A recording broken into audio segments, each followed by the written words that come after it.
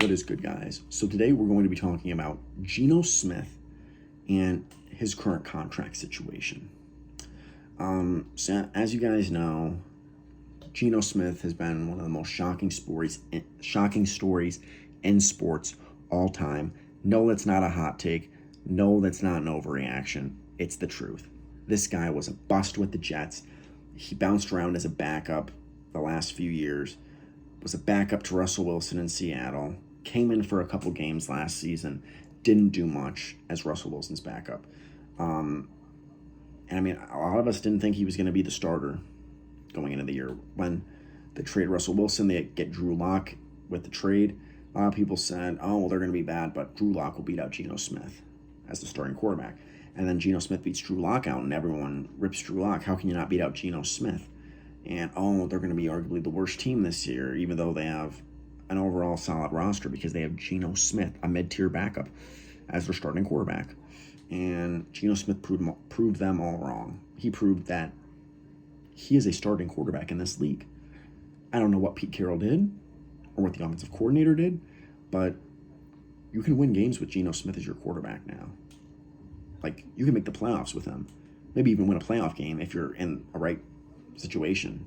You can do that with Geno Smith, especially in the weak NFC. And, you know, people think you need to re-sign Geno Smith. But I've stated before, I don't think you need to. You know, the Seahawks really lucked out because a lot of people would think, let's just say Denver lives up to our expectations. Then you're sitting there in your Seattle, oh my gosh, we thought they were trying to tank for a quarterback, but, you know, now they have a draft pick in, you know, like 15, 20, they're drafting somewhere around there. Oh, they're screwed. But Denver had such a bad season, and they have a Denver first-round pick, that Denver's got a top 5 pick. So, yeah, now you're in a position where you can still draft a quarterback. And I think you do. I think your roster, for the most part, is ready to win now. But that's what I think is the best move. I mean, we need to see how the draft plays out, which is why this could be very risky. But I think you're going to be in a position to draft like a Will Levis. And then, so what I would do with Geno Smith is try and get him to re-sign a cheap 1-year deal, a prove-it-year deal. And I don't know if Geno would do this, but I also don't think Geno has much of a market if he doesn't. And then you draft Will Levis to come and sit behind him for a month, half the season, maybe even the whole season, however long you want to. And eventually, going into year 2, Will Levis will be the guy, and Geno Smith will no longer be on your roster. I think as great of a season as Geno Smith had, he's still limited. He's not capable of winning a Super Bowl. Average arm, average athlete. I mean, let's be honest, folks. Is he accurate? Yeah, but I mean, when the run game goes away, he can be inconsistent at times. So yeah, I don't think this is, you know, a knock on Geno. I really don't. This is just what I would do if I was Seattle with him. I don't think you can pay Geno Smith a lot of money or give him a long-term deal. He has not proven that. If some other team wants to do that and Geno doesn't want to come back, well, then thanks for your time, Geno. Shake his hand, and yeah, move on from there. You know, luckily, you're going through free agency before the draft. So if Geno doesn't want to come back, well, then you don't even have to draft a quarterback. You can go the free agent route. Jimmy Garoppolo, as I mentioned before, I think that could be a potential interesting fit. Derek Carr, on the other hand, or there's rumors Ryan Tannehill might be on the market, and Marcus Mariota is going to be on the market, and Andy Dalton's going to be on the market. Again, I think those guys are backups, but those are the type of guys who, if you said, well, we'll pay you starter money, bring in for a year, and you can start for us for a whole year as we sit this rookie quarterback and groom him behind you.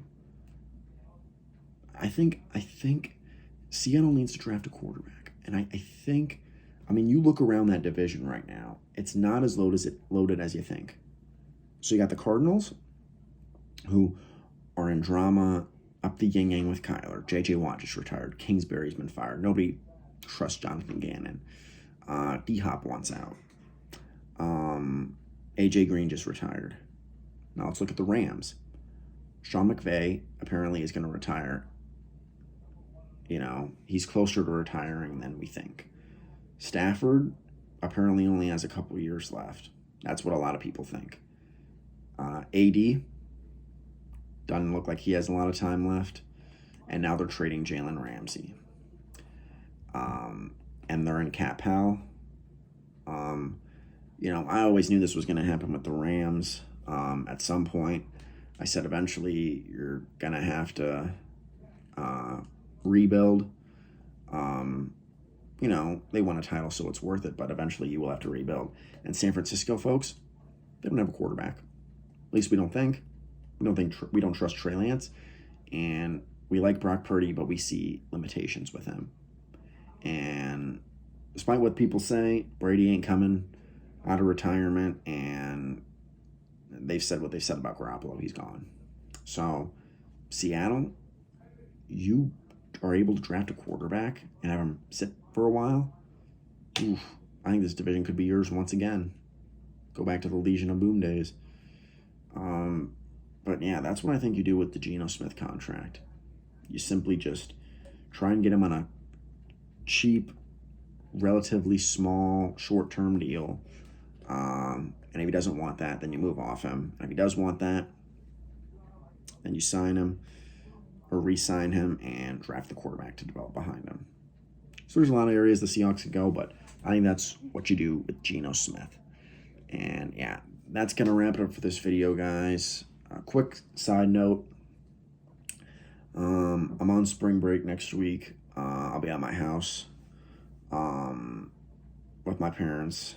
I got to be out of here in less than 24 hours or I get fined. And I don't know if I'm going to record tomorrow. Next week, I mean, on spring break. I don't know if I'm going to record. I want to. Some part of me wants to. We'll see how many views this gets, how many views my other videos gets, and likes and comments, and subscribers I gain. If I continue to trend in an upward direction, I will try and get some content out to you guys next week. If not, you'll hear back from me the following week here in my dorm room. But yeah, we'll see. Anyways, thank you guys for listening to my videos. As always, please like, comment, and subscribe, and I'll talk to you guys soon.